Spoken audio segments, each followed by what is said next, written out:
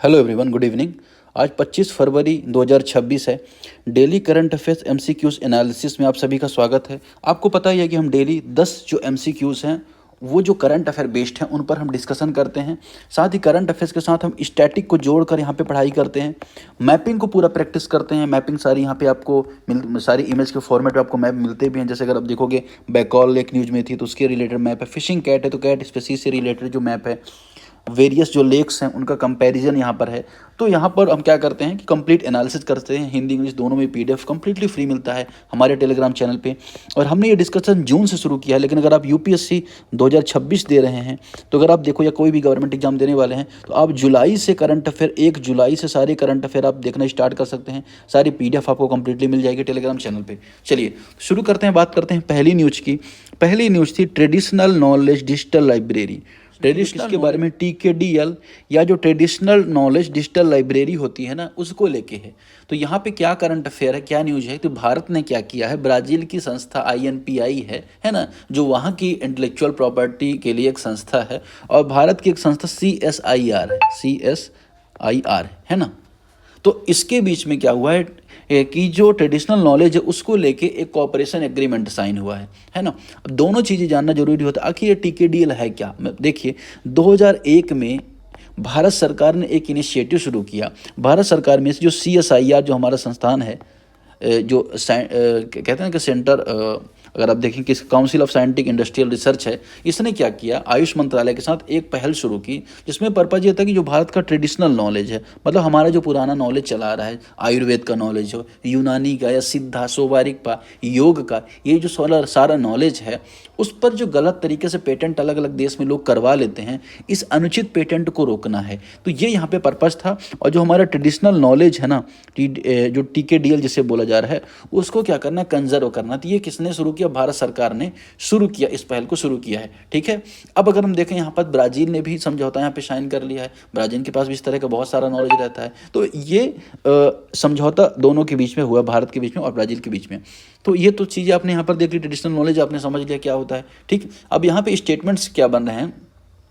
Statement अगर आप देखो, इट वाज स्टैब्लिश इन 2001 में स्टैब्लिश किया गया था टीकेडीएल को। मैंने बताया यहाँ पर कि हाँ करेक्ट है, टीकेडीएल को 2001 में स्टैब्लिश किया गया था। सीएसआईआर और आयुष मंत्रालय के अंतर्गत काम करता है, ये भी बात हमने यहाँ पर देख ली, करेक्ट है। ठीक। दूसरा अगर आप देखोगे, it provide open access to its database world wide, यह अपने डेटाबेस को विश्व भर में खुली सार्वजनिक पहुंच प्रदान करता है। ये बात इनकरेक्ट है, कंप्लीटली खुली नहीं, रिस्ट्रिक्टेड परमिट होती है, लेकिन हाँ परमिशन होती है। ठीक है। तीसरा, इसमें 5 अंतर्राष्ट्रीय भाषा में इसे it content information translated into 5 international language, 5 भाषाओं में इसका ट्रांसलेट किया गया। ये यहाँ पे कहना चाह रहा है 5 भाषाओं में, कौन कौन सी भाषाओं में इसका ट्रांसलेट किया गया है। एक तो अंग्रेजी में इसका ट्रांसलेशन हुआ है, जर्मन में इसका ट्रांसलेट हुआ है, फ्रेंच में हुआ है, जापानी में हुआ है और स्पेनिश में हुआ है। तो इन 5 भाषाओं में इसका यहाँ पे ट्रांसलेट हुआ है। अब यहाँ पर एक संस्था काम कर रही है, CSIR council of scientific and industrial research है, ये यहाँ पे काम कर रही है। इसको इस्टेब्लिश किया गया था सीएसआईआर को,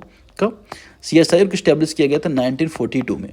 पर्पज़ क्या था, पर्पज़ यही था कि भारत में जो वैज्ञानिक जो अप्रोच उसको बढ़ावा देना, साइंटिफिक टेम्परामेंट को बढ़ावा देना, रिसर्च को बढ़ावा देना, है ना, ये बहुत बड़ा की रोल निभाता है भारत में। जो इनोवेशन चल रहा है, टेक्नोलॉजी डेवलपमेंट चल रहा है, उसमें इसका हेडक्वार्टर आप कहाँ देखने को मिलेगा, न्यू दिल्ली में इसका हेडक्वार्टर आपको देखने को मिलेगा। तो ये किसके बारे में हमने यहाँ पर देख लिया, सीएसआईआर के बारे में हमने थोड़ा सा यहाँ पर समझ लिया। चलिए आगे बढ़ते हैं। सही आंसर 1 3 यहाँ पे करेक्ट आंसर हो गया। क्वेश्चन नंबर 2 में हम जाएंगे, 2 और 3 दोनों में जाएंगे। इससे पहले कुछ क्वेश्चन हम नीचे से यहाँ पे इंपॉर्टेंट अटेम्प्ट कर लेते हैं। जैसे एक पहला 5th क्वेश्चन इसे अटेम्प्ट करते हैं। 5th क्वेश्चन किसके बारे में, consider the following statements regarding lake Baikal के बारे में। लेक बैकाल को लेके क्या न्यूज़ थी हम यहाँ पर देखेंगे। सबसे पहले लोकेशन देख लेते हैं लेक बैकाल की।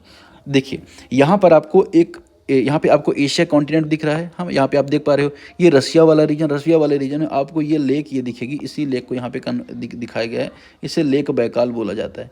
ठीक है, रसिया में लोकेटेड है ये लेक बैकाल। ठीक। अब अगर आप देखो कि जो विश्व में बड़ी बड़ी लेक हैं, जैसे लेक सुपीरियर है, उसके कंपैरिजन में लेक जो बैकाल, ये बैकाल लेक है, इसकी इमेज थोड़ा सा ब्लर आ गई है, लेक बैकाल, तो आप देखो कितनी गहरी है। तो सबसे गहरी लेक ये मानी जाती है। वहीं सुपीरियर की लेक अगर आप देखो यहाँ तक गहरी है, फिर अब ह्यूरॉन यहाँ तक है ना, तो अलग अलग लेक यहीं तक मैक्सिमम सारी लेक की गहराई है। लेकिन आप देखिए कि लेक बैकाल की लेक कितनी ज़्यादा गहरी लेक है। तो एक तो ये यहाँ पे डेवलपमेंट क्या हुई है, डेवलपमेंट ये हुआ कि यहाँ पे जनरली क्या होता है, बर्फ़ से ढका रहता है। और एक बस यहाँ पे क्या हुआ कि बर्फ़ टूटने से एक बस झील में गिर गई, तो चीन के बहुत सारे पर्यटक मारे गए। अब उनकी अभी लाश भी ढूंढी जा रही है, कई लोगों की मिल चुकी है। तो ये चीज़ आपको यहाँ पे थोड़ा सा याद रखना कि इसके बारे में, लेक बाइकाल के बारे में। अब अगर आप देखो स्टेटमेंट्स यहाँ पे क्या बन रहे हैं लेक बाइकाल को लेके, स्टेटमेंट्स यहाँ पे बन रहे हैं। एक तो पहला यही है कि लेक बाइकाल है कहाँ पे, तो आपको पता होना चाहिए रूस में है। यह विश्व की सबसे बड़ी फ्रेश वाटर लेक है, सबसे गहरी मीठे पानी की झील है, तो बर्फ़ वाले रीजन में है, तो फ्रेश वाटर लेक है ये, है ना, ये बात भी यहाँ पे करेक्ट है। दूसरा, it has only one outlet river, इससे केवल एक निकासी नदी, मतलब एक ही नदी इससे निकलती है, यहाँ से एक अंगारा नाम की नदी है, वो लेक बैकाल से निकलती है, एकमात्र नदी निकलने वाली, ये बात भी यहाँ पे करेक्ट है, ठीक है। तीसरा है, इसे 2006 में यूनेस्को की विश्व धरोहर सूची में शामिल किया गया था। यूनेस्को की वर्ल्ड हेरिटेज साइट में लेक बैकाल को 2006 में शामिल किया गया था। ये कहाँ पे है, साइबेरिया रीजन में, कहाँ पे, रसिया के साइबेरिया रीजन में। तीसरा ऑप्शन जो बोला जा रहा है यहाँ पे, ये आई थिंक इनकरेक्ट होगा, ठीक है। यूनेस्को में इसको 1996 में शामिल किया गया था, तो तीसरा ऑप्शन एलिमिनेट हो जाएगा। 1-2 यहाँ पे इसका करेक्ट आंसर हो जाएगा, ठीक है। लेकिन अगर आपको पता होना चाहिए थोड़ा सा यूनेस्को के बारे में भी जानकारी होनी चाहिए, मैं आपको बता देता हूँ यहाँ पर। देखिए यूनेस्को फुल फॉर्म क्या होगा, United Nation Education Scientific Cultural Organisation. ये एक स्पेशलाइज एजेंसी है किसकी, यूनाइटेड नेशन की, जिसको इस्टेब्लिश किया गया था 1945 में। विश्व में अगर आप देखो इंटीग्रेट करती है, एजुकेशन को इंटीग्रेट करती है, इसके अलावा और क्या इंटीग्रेट करती है, साइंटिफिक जो साइंस है, कल्चर है, कम्युनिकेशन है, वो सब बिल्ड करती है, गरीबी वगैरह को समाप्त करती है। इसका हेडक्वार्टर आपको कहाँ पे देखने को मिलेगी, यूनेस्को का पेरिस में, जो फ्रांस की कैपिटल है, वहाँ पे आपको यूनेस्को का हेडक्वार्टर देखने को मिलेगा। और इस्टेब्लिश अपने यहाँ पे जान ही लिया। टोटल मेंबर अगर आप देखोगे तो जो यूएन में मेंबर है 193 मेंबर इसमें आपको देखने को मिलेंगे, ठीक है ना। साथ ही 11 एसोसिएट मेंबर भी हैं। भारत इसमें कब शामिल हुआ, तो भारत अगर आप देखोगे यूनेस्को में 1946 में शामिल होता है। अब उसी का एक इनिशिएटिव है क्या, वर्ल्ड हेरिटेज साइट, तो विश्व की ऐसी जो साइट्स होती हैं, इंपॉर्टेंट मेजर साइट्स होती हैं, उनको क्या करता है, ये प्रोटेक्शन देने के लिए रिकॉग्नाइज करता है। इसकी अपनी अलग अलग ऑर्गन्स है यूनेस्को की, जैसे जनरल कॉन्फ्रेंस है, एग्जीक्यूटिव बोर्ड है, जो सारी चीज़ों का निर्णय लेता है, 58 मेंबर्स होते हैं उसमें, है ना। तो ये सेक्रेटरीट है, ये सारा काम करते हैं। लेकिन मेन जो फैक्ट्स है आपने यूनेस्को के बारे में जान लिए। 1-2 यहाँ पे करेक्ट आंसर हो जाएगा, है ना, और तीसरा ऑप्शन यहाँ पे एलिमिनेट हो जाएगा। क्वेश्चन 6 देखें, consider the following statements regarding fishing cat. Fishing cat को लेकर न्यूज क्यों आई है ये भी देख लेंगे। हाल ही में क्या हुआ, एक साइंटिफिक रिसर्च में यह स्टैब्लिश हुआ कि जो काजीरंगा नेशनल पार्क है और टाइगर रिजर्व है, वो फिशिंग कैट के लिए एक स्ट्रॉन्ग होल्ड के रूप में उभर रहा है। अब काजीरंगा कहाँ पे है, अगर आप देखोगे, मैं आपको यहाँ पे दिखाता हूँ, ये नॉर्थ ईस्ट का मैप है। अगर आप देखोगे नॉर्थ ईस्ट में ये असम का मैप हो जाएगा, और यहाँ पे आपको काजीरंगा की लोकेशन देखने को मिलेगी। काजीरंगा क्यों पॉपुलर है, वन हॉर्न राइनो के लिए पॉपुलर है, राइनो के लिए पॉपुलर है, ठीक है ना। तो ये आपको बेसिक फैक्ट पता ही होगा। तो यहाँ पे फिशिंग कैट के बारे में पूछा जा रहा है। अब फिशिंग कैट क्या होती है, फिशिंग कैट का जो साइंटिफिक नेम क्या होता है, प्रिनोलेनरस विविरनस, ये इसका साइंटिफिक नेम होता है। कभी अगर पूछ दिया तो ठीक है, समझ जाएंगे, है ना। अब फिशिंग कैट किस टाइप के इकोसिस्टम में पाई जाती है, कई टाइप के वेटलैंड इकोसिस्टम में आपको देखने को मिलेगी। जैसे आपको मैंग्रोव में देखने को मिलेगी, आपको स्वैम्प या दलदल में देखने को मिलेगी, मार्शलैंड में आपको देखने को मिलेगी। और ऐसा नहीं कि सिर्फ भारत में पाई जाती है, भारत के साथ साथ अगर आपको ये श्रीलंका में आपको फिशिंग कैट देखने को मिलेगी, मलेशिया में देखने को मिलेगी, इसके अलावा थाईलैंड, जावा, तो बहुत सारे रीजन में देखने को मिलेगी। फोटो आप देखो यहाँ पर, इस टाइप की फोटो इस टाइप की दिखती है, ठीक है ना। चलिए ये बात हो गई। अब अगर आप देखो, ये तो आपने डिस्ट्रीब्यूशन देख लिया, फिशिंग कैट कहाँ कहाँ पे होता है भारत में भी, अगर सुंदरवन में, वेस्टर्न घाट में, दोनों जगह आपको देखने को मिलेगी। तो ये भी आप ध्यान रखना, पश्चिमी घाट वाले रीजन में भी देखने को मिलेगी, और जो बंगाल वाला रीजन भी देखने को मिलेगी। IUCN में इसका स्टेटस वल्नरेबल है, तो दूसरा स्टेटमेंट भी ऑटोमेटिक करेक्ट हो जाएगा। दूसरा स्टेटमेंट इसलिए बोल रहा है कि it listed in vulnerable IUCN red list, ये भी स्टेटमेंट यहाँ पे करेक्ट हो जाएगा। तीसरा स्टेटमेंट है, it is included under the schedule 2 of the wild life protection act 1972। यह वाइल्ड लाइफ प्रोटेक्शन एक्ट 1972 के शेड्यूल 2 में रखी गई है। ये शेड्यूल 2 में नहीं बल्कि शेड्यूल 1 में रखी है ये फिशिंग कैट। ये ऑप्शन यहाँ पे इनकरेक्ट हो जाएगा। 1-2 यहाँ पे इसका करेक्ट आंसर हो जाएगा, ठीक है। तो सही आंसर क्या हो जाएगा, 1 और 2 यहाँ पे करेक्ट आंसर हो जाएगा। एक और यहाँ पे है दिया है कि 10 बिगेस्ट कैट, जो कैट स्पीसीज है स्मॉल, ये तो स्मॉल कैट स्पीसीज है ना फिशिंग कैट, ये बिग कैट स्पीसीज हैं। तो बिग कैट स्पीसीज में अगर आप देखो, ये टाइगर होता है, लायन, जगुआर होता है, लेपर्ड आता है, प्यूमा, चीता, है ना, स्नो लेपर्ड, लाइनेक्स, है ना। तो ये सारी चीज़ आपको बिग कैट, 10 जो टॉप बिग कैट्स हैं उनके बारे में यहाँ पे जानकारी थोड़ा सा मिल रही है, ठीक है। तो ये हमने यहाँ पर देख लिया किसके बारे में। नेक्स्ट क्वेश्चन की तरफ बढ़ते हैं हम। क्वेश्चन नंबर 7 देख रहे हैं, कंसिडर द फॉलोइंग स्टेटमेंट्स, इसके बाद regarding international mother language day. तो मदर लैंग्वेज या मातृभाषा दिवस को लेके यहाँ पर न्यूज बन रही है। क्या न्यूज थी? 21 जो फरवरी होता है ना, उसे हम क्या करते हैं, मातृभाषा दिवस के रूप में मनाते हैं। अब इसको किसने शुरू किया? इसको भी यूनेस्को ने ही शुरू किया। तो हमने यूनेस्को के बारे में तो ऑलरेडी देख लिया, तो हम बार बार यहाँ पे नहीं देखेंगे।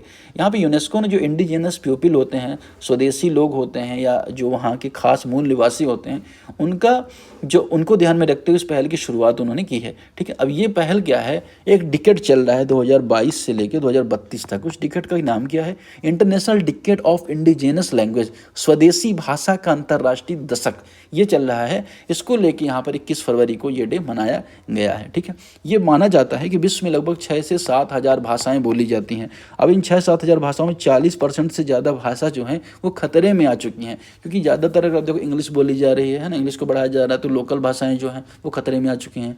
अब तो ये बात हो गई। साथ ही अगर आप देखो कि यह दिवस 21 फरवरी को क्यों मनाया जाता है, अगर आप देखो तो 1952 की बात है।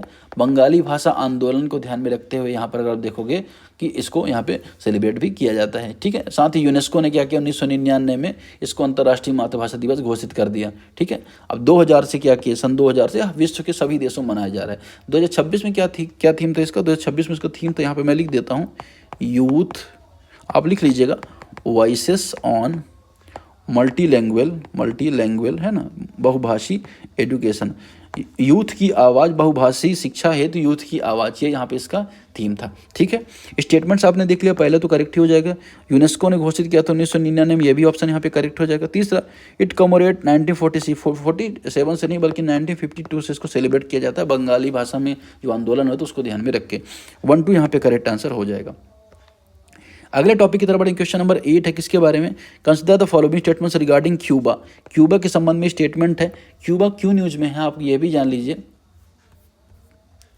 साथ ही हम ये जैसे अगर आप देखोगे कि जो क्यूबा के सुरक्षा सलाहकार हैं, सिक्योरिटी एडवाइजर हैं, या अगर हम बात करें जो उनकी डिटेक्टिव एजेंसी है, तो उनको वेनेजुएला से वापस बुलाया जा रहा है या हटाया जा रहा है। इस वजह से न्यूज़ में आ गया, क्योंकि अगर आप देखो जब ट्रंप ने क्या किया था, अगर आप देखें, अपने पता होगा, वेनेजुएला में निकोलस मादुरो हैं, यहाँ पे वेनेजुएला कंट्री है, तो अमेरिका ने क्या किया, उनको एयरलिफ्ट कर लिया, यहाँ से निकाल लिया, सीधे अगवा ही कर लिया, किडनैप कर लिया। उसके बाद उसने क्यूबा को भी चेतावनी दी, लेकिन क्यूबा की लोकेशन साउथ अमेरिका में नहीं कंप्लीटली है। इसको लोकेशन मैं आपको दिखाता हूँ, आप यहाँ पे देखेंगे ये यूनाइटेड स्टेट का यहाँ पे मैप है, नॉर्थ अमेरिका का मैप है। क्यूबा की लोकेशन आपको यहाँ पे देखने को मिलेगी, गल्फ ऑफ जो मैक्सिको वहाँ पे। तो क्यूबा एक तरह के, अगर आप देखोगे कि क्यूबा, जमैका, ये सारी जो कंट्रीज कैरेबियन कंट्रीज का पार्ट माना जाता है। तो क्यूबा जिसकी कैपिटल हवाना, तो उसको लेके यहाँ पे न्यूज़ आ गई। क्यूबा की लोकेशन हम यहाँ पे देखेंगे, एक तरफ साउथ में कैरेबियन सी है, नॉर्थ में अटलांटिक सी, वेस्ट में गल्फ ऑफ मैक्सिको आपको देखने को, ये कैपिटल आपको पता है। फिर साथ ही ग्रुप ऑफ आइलैंड को आप यहाँ पे देख लो, जैसे ये हवाना जो बहामास आइलैंड है, यहाँ पे डोमिनिकन रिपब्लिक है, जैसे हैती है, जमैका यहाँ पे है। ठीक है, तो ये अगर आप देखोगे कि लोकेशन आपने कन्फर्म यहाँ पे कर ली। ठीक, और क्या इसके बारे में जानना जरूरी हो जाता है? आई थिंक इतना ही जानना यहाँ पे जरूरी है जो हमने यहाँ पर देख लिया। ठीक है, और बाकी आई डोंट थिंक इसमें रिवर और इस सब इसका पूछेगा, लोकेशन आपको पता होनी चाहिए। तो चलिए स्टेटमेंट देख लेते हैं। स्टेटमेंट है कि नॉर्थ वेस्ट पार्ट है कैरेबियन के उत्तर पश्चिम में, सबसे बड़ा प्रायद्वीप है, मतलब ठीक है ना, सबसे बड़ा द्वीप है, सबसे बड़ा आइलैंड है यहाँ पे, ये बात भी यहाँ पे करेक्ट है। हवाना ऐसी कैपिटल सिटी है, ये भी करेक्ट स्टेटमेंट हो जाएगा, हवाना ऐसी कैपिटल है। तीसरा, Sierra Maestra major mountain, Sierra Maestra Cuba की प्रमुख ये जो क्या है, पर्वत श्रृंखला है, ये यहाँ पे कहना चाह रहा है। ठीक है ना, अब इन तीनों में से सही ऑप्शन यहाँ पे कौन सा हो जाएगा आपको यहाँ पे बताना है।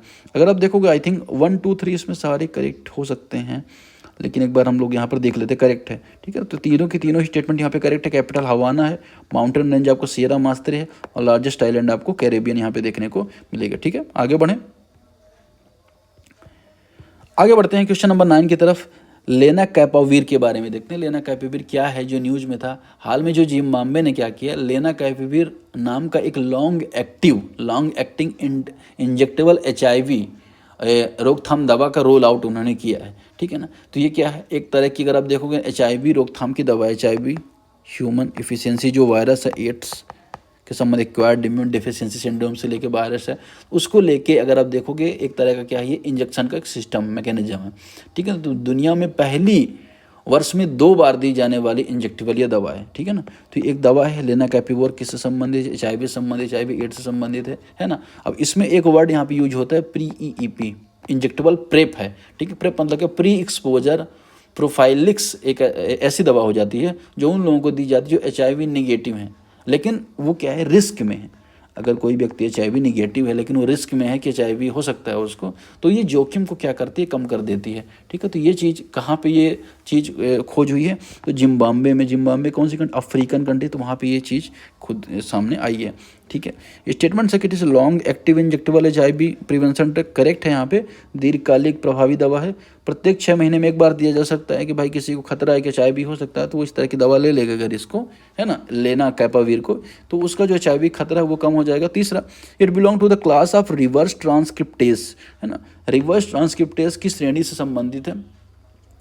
I don't think reverse transcription इसमें किया जा रहा है कि कोविड के वैक्सीन में तो रिवर्स ट्रांसक्रिप्शन किया गया था, लेकिन इसमें आई डोंट थिंक इसमें किया गया है, तो 1 2 यहाँ पे करेक्ट आप मानो। तीसरा स्टेटमेंट यहाँ पे एलिमिनेट हो जाएगा। लास्ट क्वेश्चन है, मतलब 10th क्वेश्चन है, कुछ तो ऊपर भी हमने छोड़े हैं। PM सूर्य घर योजना के बारे में सबसे पहले हम यहाँ पे एक मैंने माइंड मैप डाल रखा है, उससे स्टडी कर लेते हैं बेसिक चीज़ें। देखिए PMFIS ने बनाया है, पूरा क्रेडिट उनको जाता है। Recognise as the world largest domestic rooftop solar scheme, तो छत में सोलर पैनल लगाने की सबसे बड़ी स्कीम है, जिसको लॉन्च किया गया था। टेन्योर इसको 2026-27 में, ठीक है, लॉन्च किया गया 2024 में। सेंटर सेक्टर स्कीम है, ये भी आपको पता होना चाहिए किस तरह केंद्र क्षेत्र की योजना है। ठीक है, ये भी आपको पता होना चाहिए। पर्पज़ क्या है कि रूफ टॉप लगाया है, रिन्यूएबल एनर्जी को बढ़ावा दिया जा सके। 2026-27 तक 1 करोड़ से ज़्यादा घर में ये सिस्टम लगा होना चाहिए। ठीक है, अब इसमें कौन रिसीव कर, जहाँ पे अगर आप eligible home receive up to 300 unit free electricity per month, यहाँ पे प्रावधान यहाँ पे है। अब अगर आप देखो फाइनेंशियल सिस्टम का यहाँ पे बात की जा रही है कि जो रेट्स हैं 60% सब्सिडी फॉर 2 किलोवाट, है ना, तो 2 किलोवाट तक कोई लगवाते तो 60% सब्सिडी मिलेगी, 40% मिलेगी 2 से 3 किलोवाट अगर कोई लगाता है। और लोन फैसिलिटी मिलेगी, कोलेट्रल फी लोन मिलेगा आपको 2 लाख तक का अप्रॉक्स मिल जाएगा, 7% इंटरेस्ट रेट में 3 किलोवाट का सिस्टम में। तो ये कहाँ पे आपको लोन मिलेगा, अगर आप PM सौर घर योजना के अंतर्गत अगर आप सोलर पैनल घर में लगवाते हैं, तो आप लोग भी अगर आपको ज़रूरत है तो आप लोग लगवा सकते हैं। ठीक है, it was launch in 2025 to provide free electricity to house hold, घरेलू उपभोक्ताओं को मुफ्त बिजली प्रदान करने हेतु प्रारंभ किया गया है। करेक्ट है। The subsidy's capped at system up to 3 kilowatt capacity, 3 kilowatt क्षमता तक इसकी सीमित क्षमता है, ये भी करेक्ट है। This is implemented exclusively by private solar companies, इसे निजी सौर कंपनियों को द्वारा लागू किया जा रहा है, ये नहीं सरकारी जो संस्था उनके द्वारा आई थिंक इसको लागू किया जाएगा। क्या करेक्ट आंसर एक बार हम यहाँ पर देख लेते हैं 10th का, तो 10th का करेक्ट आंसर 1 2 है। ठीक है ना, ये इंप्लीमेंट किया जाएगा NPIA के द्वारा, national level of and SIP discoms के, तो डिस्कॉम जो बिजली वितरण संस्थाएं होती हैं उनके द्वारा से लागू किया जाएगा। 1 2 यहाँ पे करेक्ट आंसर हो जाएगा। ठीक है, अब क्वेश्चन नंबर 2 और 3 बच रहा है, उसको भी देख लेते हैं। कॉन्टारिनिया इनकराडिफ्लोरेस, ये क्या है? अब देखिए नाम, ये अब करंट अफेयर में आ रहा है, द हिंदू में आ रहा है, चीज़ बड़ी बड़ी वेबसाइट्स में ये करंट अफेयर बन रहे हैं, तो मैंने जानबूझ के डाला नहीं है इतना डिफिकल्ट बनाने के लिए। तो इन दोनों को भी हम यहाँ पे समझ ही लेते हैं, क्योंकि जब एग्जाम में आएगा तो कम से कम ये तो रहेगा कि मैंने बताया था आप लोगों को, है ना। तो इसके बारे में थोड़ा सा जितना भी हो सकेगा, जितना कम से कम समझना होगा, जितने से आपका काम चल जाएगा, हम यहाँ पे समझ लेते हैं। तो हाल में केरल के विंजिवम वाला एरिया है, केरल का एरिया है, वहाँ पर एक रेस्टोरेंट में जो समुद्री मछली है उसे लोगों ने खाया, और एक अगर आप देखोगे बीमार होने की समस्या देखी गई।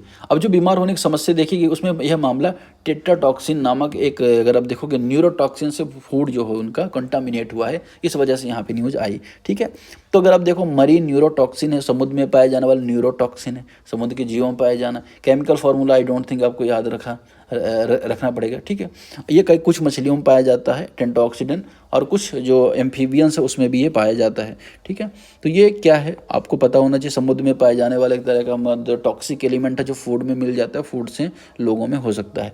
ठीक है, अब जब क्या होता है, जब कोई इसको खाना पकाते हैं गलत तरीके से साफ़ होता है, तो ये क्या करता है शरीर में वो रह जाता है, और बाद में खाना खाने के माध्यम से वो ह्यूमन की बॉडी में आ जाता है। ठीक है, तो ये चीज़ आपको यहाँ पे याद रखनी है। इसका ट्रीटमेंट सपोर्ट सिस्टम होता है, वेंटिलेटर सपोर्ट वगैरह ये सब चीज़ दी जाती है, कोई वैक्सीन वगैरह कोई एंटीडोट अभी इसका नहीं बना है। चलिए, it is newly discovered species blossom midge affecting jasmine cultivation, इसी के बारे में नहीं, ये वाला क्वेश्चन, हाँ टेट्राटॉक्सिन है, sorry. It is the extremely potent marine neurotoxin found in the some fish family tetraodic. ठीक है, तो जो टेट्राटॉक्सिन कुल की कुछ मछलियों में ये पाया जाता है, ये बात करेक्ट है। ये सोडियम साइनाइड से 1000 गुना अधिक है ना। इसकी विषाक्त तथा टॉक्सिसिटी इसकी बहुत ज़्यादा, सोडियम साइनाइड से 1000 गुना ज़्यादा, ये भी यहाँ पे करेक्ट है। ठीक है, इसमें क्या होता है ना, कभी कभी मतलब तुरंत भी मौत हो सकती है। स्पेसिफिक एंटीडॉट्स एग्जिस्ट करता है, तो कोई स्पेसिफिक एंटीडॉट नहीं मिला कि सूजी लगाई ठीक हो गया, ऐसा कोई नहीं है। यहाँ पे वेंटिलेटर वगैरह सपोर्ट देना पड़ेगा, जैसे कोविड में स्टार्टिंग हुआ था, तो उस तरह की चीज़ें यहाँ पे इसके सामने हैं। ठीक है, चलिए क्वेश्चन नंबर 4 देख लेते हैं, फिर क्वेश्चन नंबर 2 देखेंगे लास्ट में। यहाँ पे न्यूज़ क्या थी कि जो हाल में मॉस्को में लूनर न्यू ईयर को मनाया गया है, ठीक है ना, और इसका इस अवसर पर जो पांडा थीम वाले जो प्रोग्राम्स थे, कल्चरल इवेंट्स थे, उनको यहाँ पे प्रेजेंट किया गया है। ठीक है, और लूना जो कैलेंडर होता है उसके बारे में यहाँ पे बात की गई कि लूना कैलेंडर 12 महीने होते हैं और चंद्रमा के एक चक्र के बना हुआ लूना कैलेंडर को माना जाता है। It is mark beginning of new year of the lunar solar calendar develop in ancient China. Ancient China में नए वर्ष की शुरुआत को चिन्हित करना पड़ता है, यह हमेशा फरवरी महीने मनाया जाता है। तीसरा, each year symbolize by one of 12 animals by Chinese zodiac, यह प्रत्येक वर्ष चीनी 12 पशुओं में से एक का प्रतीक होता है। 1-3 यहाँ पे करेक्ट आंसर हो जाएगा। क्वेश्चन नंबर 2 मैं आप लोगों के ऊपर छोड़ रहा हूँ, आपको पीडीएफ डाउनलोड करनी है, उससे पढ़ने, उसके बाद इस क्वेश्चन को अटेम्प्ट करना है। ये सारे ऑप्शन यहाँ पे दिए गए हैं, है ना। एक क्वेश्चन में आप